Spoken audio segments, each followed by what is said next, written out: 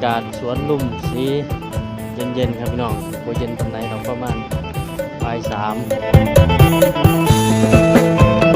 หายางดินมาครับพักผ่อนหย่อนใจยางเอาบรรยากาศ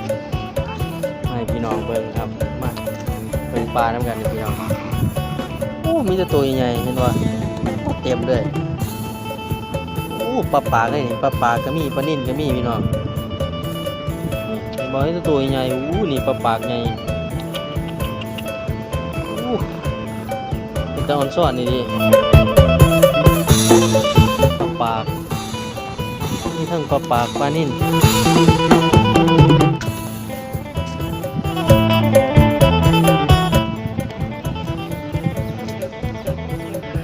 น้องนี่ปลาได้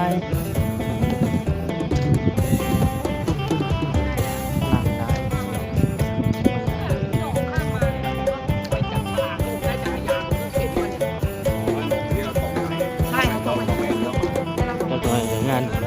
กาชาดเต็มเบิดห่านเต็มเบิดแล้วนี่ของกินจับจะลงจับตลาดในรถในทีวีตู้เย็นโอ้ยตาย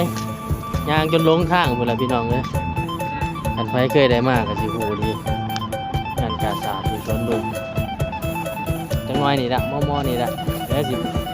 มาถ่ายให้เบิ่งอีก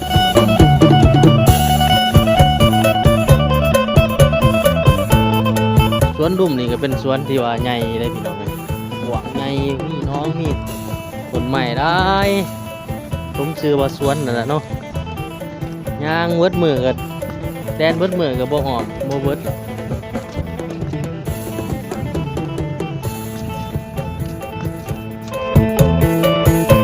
ฝรั่งมายางมานั่งดินตากแดดของบ่หอนนั่งตากแดดสังเกตเบิ่งหนูฝรั่งที่นั่งตาก